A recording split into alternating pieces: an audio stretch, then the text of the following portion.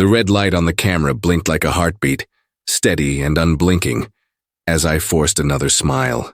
"Welcome back to our channel, loves," I said, my voice soft and bright like the woman I pretended to be.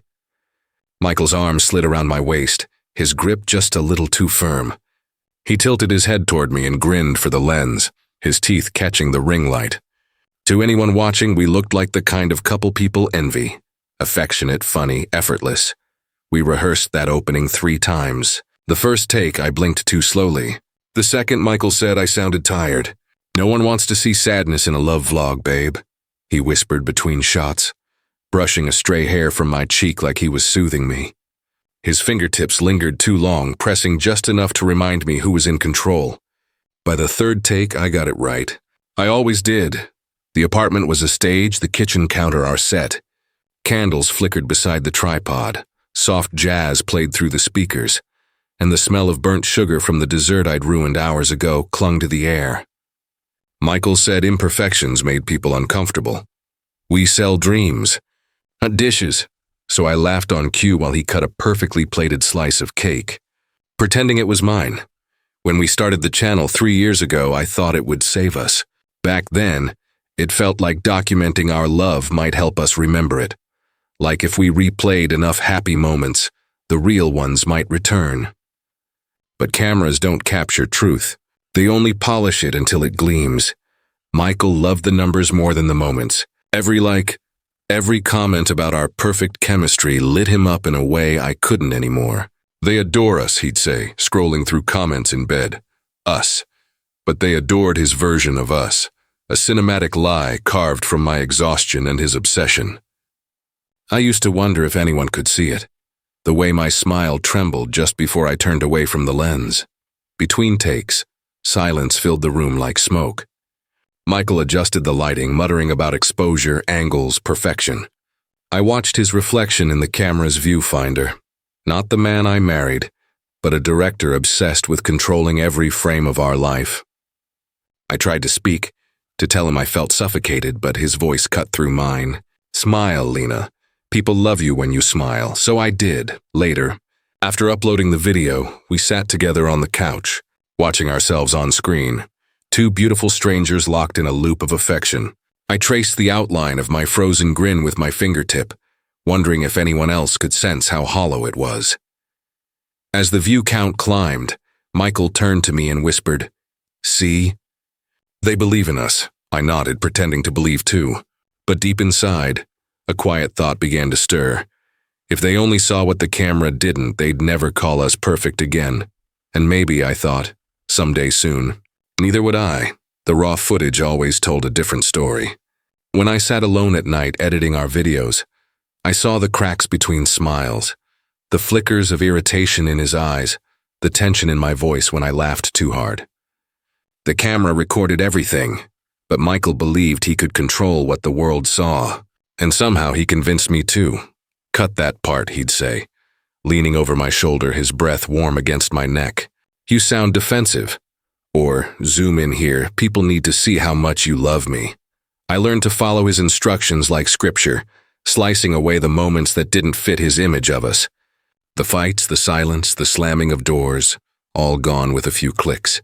What was left were highlights of affection, stitched together to look like happiness. During the day, we filmed everything. Cooking, morning routines, anniversaries that meant nothing anymore. At night, I cleaned up the mess behind the scenes. The shattered mugs, the makeup-smudged pillowcases, the bruises I told myself were accidents. Michael never hit to leave marks where the camera could see. He said I was lucky. "Do you know how many women wish their husbands cared this much?" He'd ask after an argument, his tone dripping with sweetness. "I just want us to look right, Lena, that's all." His words tangled around my guilt like wire. I started apologizing for things I hadn't done, for blinking too much, for laughing too little, for being real. Editing became my escape and my prison. Hours blurred together in the blue glow of the screen. Sometimes I'd leave tiny flaws, a tremor in my hand, a second of silence, just to feel human again. Michael always caught them. "You're not trying hard enough," he'd scold, deleting the evidence of my fatigue. "People want to believe in us. Don't ruin it for them. Our followers loved the illusion. You two are goals, they commented. The way he looks at you. I want that. I read every line until they burned into my brain, each one erasing a little more of who I was. Their praise became a cage built of pixels and lies. One night, while editing, I found a clip Michael forgot to delete. A moment between takes. I looked tired, hollow-eyed. He was watching me, not with love, but calculation. Do it again, he said on the tape. This time, mean it. I watched that clip until sunrise. Then I did something I never told him. I saved it under a different name, because deep down, I knew the edits couldn't hide everything forever. It started with a sound, the sharp crash of porcelain hitting tile. For a moment, I couldn't tell if it was part of the act or real. The camera was still rolling from our last take, its red light burning in the corner of the kitchen like a witness that refused to look away. Michael's voice sliced through the silence. Do you ever listen, Lena? Ever? His hand trembled as he swept the shattered plate aside, shards glittering like ice beneath the lights. I stood frozen, the taste of fear rising in my throat. We had argued before, about lines, lighting, tone. But this was different. There was something feral in his eyes, something I hadn't seen before. I was trying. I whispered. I said make it real. He shouted, pointing toward the lens. You're always so empty when it counts. Tears blurred my vision. The camera caught everything. My shaking hands, his shadow looming over me, the faint reflection of both of us in the window. Two strangers playing love until it broke. I reached to turn off the recording, but he stopped me. His voice softened suddenly, eerily calm. No, let it run. The silence after that was worse than the shouting. I heard my breathing, the hum of the refrigerator, the tiny crackle of glass under our feet. Then without warning, he leaned down and hugged me. Not gently, possessively. This, he murmured against my ear, this is what they want to see. Emotion, truth. I didn't know he meant it. Not yet. The next day I found him in the editing room, headphones on, watching the footage from that night. He looked inspired. It's raw, he said, eyes bright. It's art, my stomach twisted. Michael, that wasn't a scene. That was, he cut me off with a grin. Reality is the best performance. You just don't see it yet. He uploaded it under a new title, The Argument, A Love That Hurts. Within hours, the video blew up. Comments flooded in, people calling it intense, authentic, beautifully painful. No one realized it wasn't acting. For the first time, Michael seemed truly alive. He watched the views rise, his hand resting lightly on my shoulder, as if to say we'd finally done something real. I wanted to delete it, to make it disappear before anyone else saw what we really were. But when I looked at the numbers climbing, I couldn't move. The world loved our pain. And part of me wondered if that meant they finally saw me. That night, Michael whispered as we lay in bed, next time, let's go deeper. And that was when I realized there would be a next time. After the argument went viral, something in Michael shifted.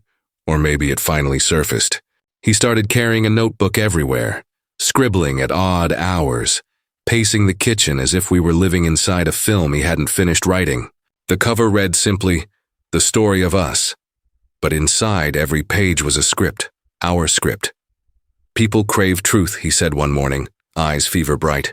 We just have to give them more of it. By truth, he meant pain. The next video wasn't spontaneous. It was orchestrated. He handed me a scene typed on thin printer paper. You cry, I confront you. You admit to something unforgivable. I stared at the words, numb. What am I supposed to have done? I asked. Anything, he said, smiling. That's the beauty of it. It's not about what happened. It's about what feels real. The camera became a third person in the marriage, always there, always hungry. Michael directed every breath, every glance. Slower, he'd whisper. Let them see the fear. Sometimes he'd grab my wrist mid-scene, and when I flinched, his grin widened. Perfect, he'd say. That's the reaction I want. Our audience devoured it. The comments called us raw, artistic, unapologetically human. They didn't see the scripts taped to the wall or the bruises hidden beneath my sleeve. Every upload blurred the edges of our reality a little more. I couldn't tell if I was pretending to be terrified or if I actually was. When I begged for a break, Michael laughed. You can't pause art, Lena. We're finally being seen. Sometimes in the middle of filming, I'd forget my lines. He'd improvise, shouting, accusing, demanding. I'd cry for real, and he'd keep rolling. He said the tears made everything authentic. I started dreaming in scenes, waking up half expecting to see the blinking red light at the end of the bed. Our home turned into a set. Fake arguments layered over real resentment. Rehearsed laughter echoing through silence. I couldn't find the border anymore. One evening after a brutal shoot, I watched the playback and saw myself from the outside, trembling, hollow-eyed, still whispering his name as if it meant safety. Michael sat beside me, mesmerized. "You see," he murmured, "this is love, Lena, messy, violent, beautiful. But when I looked at the screen, I didn't see love. I saw two strangers destroying each other in high definition, and an audience applauding every second of it.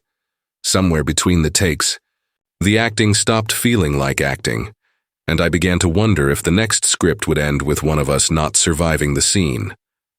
Clara arrived on a rainy Thursday, a camera bag slung over her shoulder, and a notebook full of sketches in her hands. She had the kind of wide-eyed enthusiasm that made me ache, a mirror of who I used to be before every take, every script, every staged fight had hollowed me out. "I've watched every video," she said breathlessly, voice trembling like she feared she'd be rejected. "I want to help you, make it even better." Michael greeted her with the charm I knew too well, the grin, the tilt of the head, the perfect balance of authority and warmth. He shook her hand slowly, like he was weighing her against some invisible scale. "We could use someone with vision," he said. "You think you can handle that?" I watched her nod eagerly, unaware of the subtle tension in the room. Michael's gaze lingered on her, assessing, calculating, while he guided her to set up lighting and angles. Every word he spoke was a command wrapped in kindness, and Clara soaked it up like a sponge. I felt a flicker of envy and fear at the same time. She saw him as a mentor. I saw him as a predator in a tailored suit. During the first shoot together, I noticed how Clara's lens captured details I had become blind to.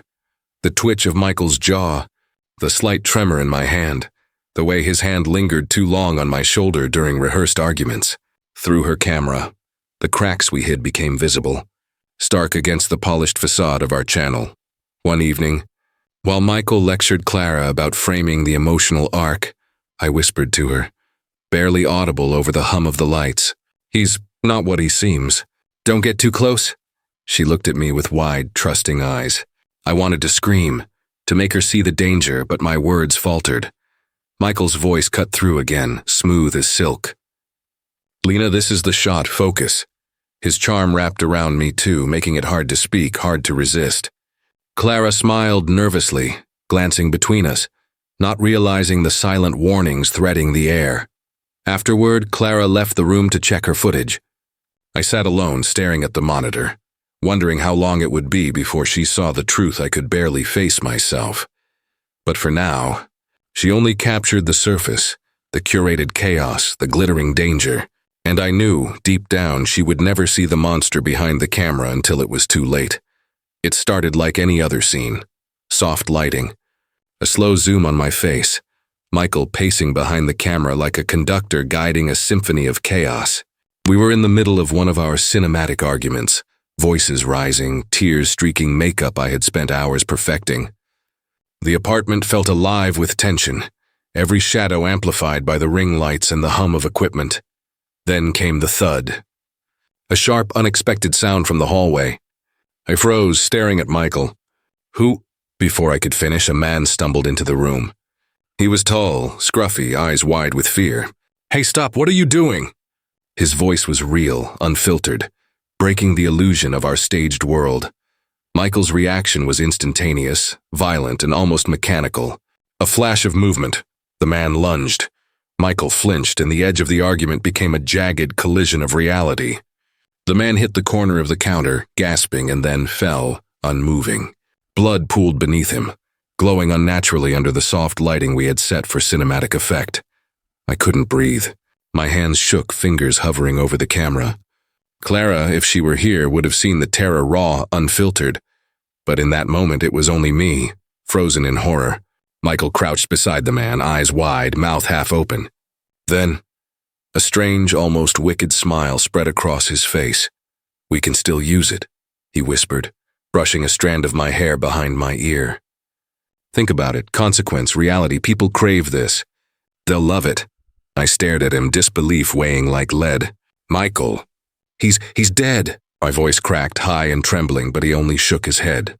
"Dead or not, it's a story. We edit it right, we control the narrative. Nobody has to know it was an accident. Nobody has to know how real it is." I wanted to scream, to throw the camera across the room, to run. But my legs refused.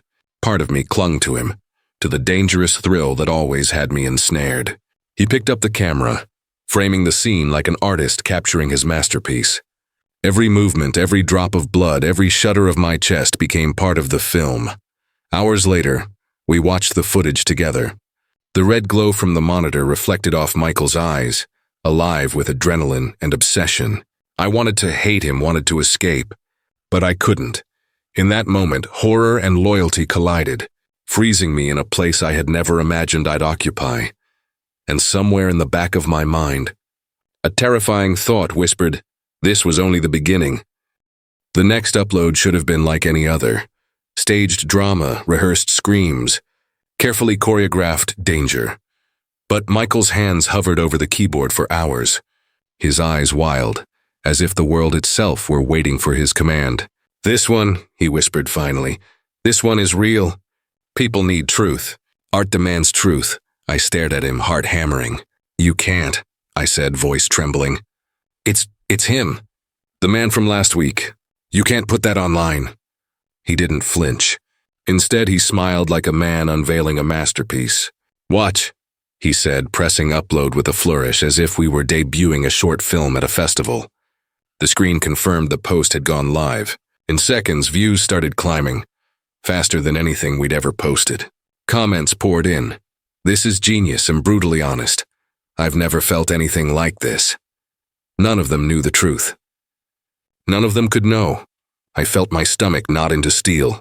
My hands shook uncontrollably as I tried to stop it, tried to delete it, but the platform wouldn't let me. The video had taken on a life of its own. Michael laughed softly behind me. "See, they're enthralled. Fame protects us. Immortality, Lena. That's what this is." I wanted to scream, to pull him away, to erase the screen and the memories. Instead, I felt paralyzed, the guilt twisting my chest, suffocating me. The camera had captured everything, the real fear, the real death, and now the world could see it too. I couldn't believe I had ever agreed to share staged moments for likes, let alone this. Hours passed. Notifications pinged endlessly. I sat in silence while Michael scrolled, eyes glinting with exhilaration. Every new comment seemed to feed him. Each number in the view count a pulse in his veins. "Do you feel it?" he asked softly. "The world is watching us, Lena. They need us. And we're untouchable, untouchable." I repeated the word in my mind, tasting bile. How could he be so calm, so proud? I wanted to hate him, but even hatred felt like a luxury I no longer had. By midnight, the video had gone viral worldwide. News outlets speculated, calling it disturbing art, boundary-pushing cinema. No one suspected the reality lurking behind the lens. I sat back, staring at the ceiling, feeling both numb and awake. Michael reached over, brushing my hair from my face, whispering, "Next time, we push further. Let the world see everything." And in that moment, I realized there would be no going back. The knocks on the door came first in the middle of the night. 3 sharp raps that made my stomach seize. Detective uniforms, not the usual friendly fans we'd pretend to greet, stood on the threshold. Their questions were polite but probing, their eyes lingering too long on the monitors displaying our art. Michael greeted them with his practiced charm, a perfect smile plastered over something darker, while I tried to act as if nothing had changed. But Clara was gone.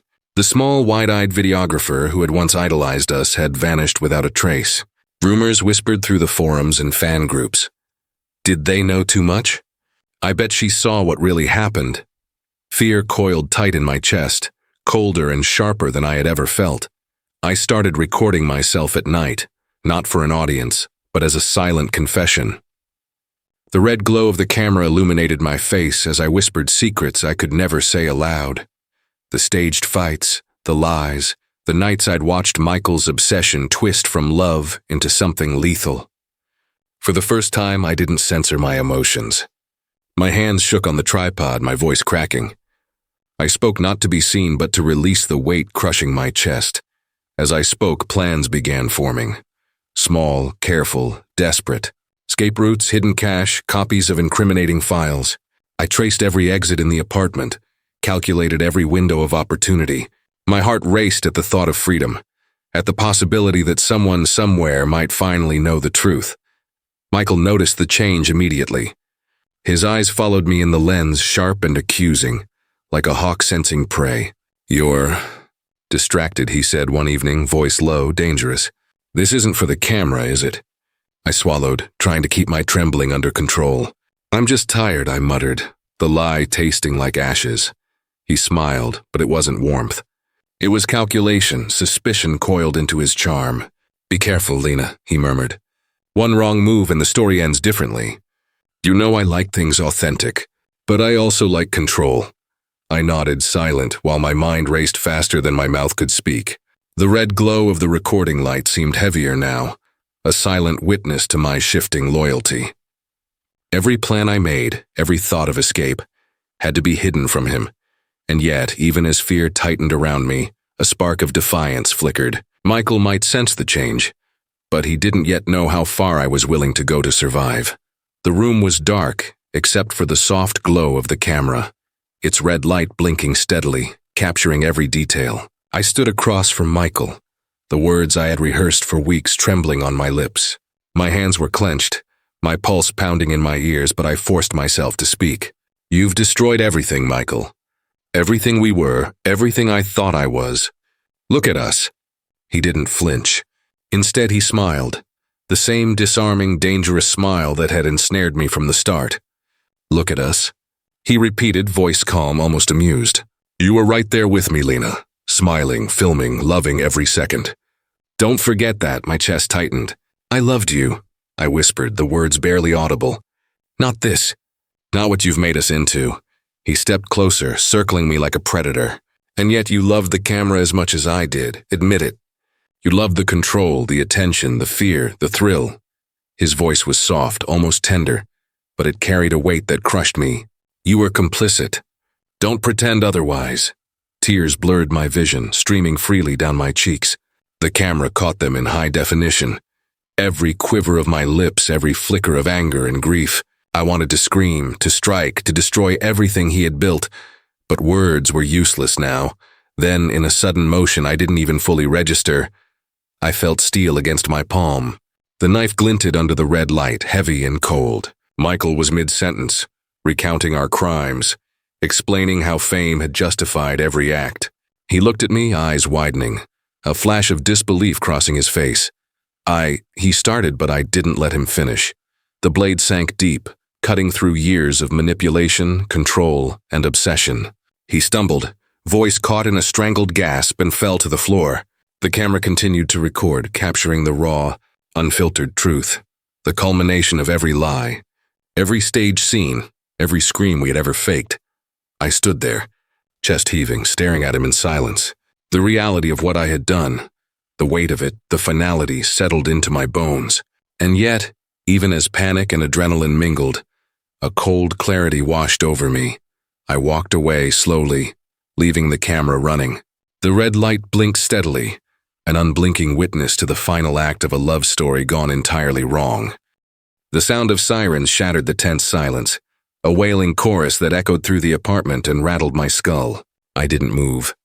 The red glow of the camera still blinked steadily from the corner, capturing every moment, every tremor in my hands. The live stream had gone viral before I even realized it. The world was already watching, and there was no way to turn back. The police arrived in a blur of uniforms and flashlights, their voices firm but measured. "Step away from the camera," one shouted, but I couldn't. My eyes were glued to the screen, to the reality I had created and could no longer control.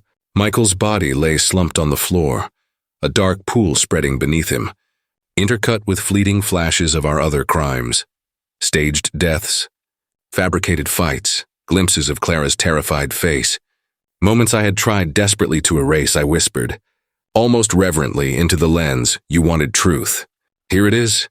My voice was small, fragile, but it carried through the speakers of every device that had tuned in. Every like, every comment, every share suddenly felt meaningless. The truth was heavier, darker, and far more permanent than I had imagined. Detectives moved cautiously, taking photographs, muttering to each other, while the camera continued to roll, unblinking, merciless. Every frame revealed the painstaking manipulation we had hidden behind our polished videos, the cracks in our smiles, the fear in our eyes, the obsession that had fueled every performance. The audience couldn't look away, horrified but enthralled, watching a love story collapse into a tangible, unarguable record of horror. I sat on the edge of the couch, my hands covered in blood, the taste metallic in my mouth. The adrenaline was fading, leaving a hollow ache in its wake. Michael's voice no longer haunted me, only the echo of what we had done together. Every confession I had whispered into the camera, every hidden truth saved and edited in secrecy, now became evidence, and there was no denying the path we had walked. Somewhere in the chaos, I felt the eyes of the nation on me, but I didn't flinch. I leaned closer to the camera, letting my tears fall freely, knowing that this unedited truth, raw, horrific, undeniable, would outlive us both. The screen reflected my face, twisted with grief and defiance, a silent testament to the cost of obsession, love, and control the world would never forget. The walls of the prison cell were bare, cold, and unyielding. I traced the faint cracks in the concrete with my fingertip, imagining them as the fractured lines of my own life, the maps of everything Michael and I had destroyed. A camera stood on a tripod in front of me, a new audience, a new lens, but this time there was no pretense, no scripts, no staged emotions, just truth in its raw, unforgiving form. I began to speak slowly, carefully, as if each word might hold me together or unravel me entirely. "I don't know when it stopped being acting," I admitted, voice low and trembling. "When did the smiles, the tears, the performances end and the killing begin? I can't remember, and maybe I never will." The interviewer didn't speak, their presence silent like a witness to my confession, waiting for me to pull back the curtain on everything. I described the early days, the curated love, the rehearsed laughter, the hours spent editing our lives into something the world would envy. Then the darker days, the fights we staged, the first accident, the thrill of having an audience witness it, the viral video that changed everything. My voice shook, but I forced myself forward, recounting it all with an honesty I had never allowed before. I spoke of Clara, of the fear that had begun to eat at me from the inside, the planning of escape. The moment I realized I couldn't let Michael control me any longer. I admitted how the final act, stabbing him, had been both terrifying and liberating. A grotesque punctuation to years of manipulation, obsession, and illusion. For the first time, I allowed myself to reflect not just on what I had done, but why.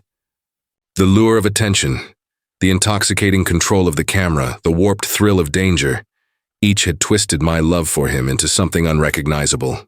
And yet even now, even in the harsh fluorescent light of my cell, a part of me still remembers the man I had once loved, the version of him I had believed existed. I leaned closer to the lens, my half-smile fragile, almost sad. "Do you think he'd still love me if he saw this?" I whispered, letting the question hang in the air unanswered, heavy with the weight of everything that had been lost.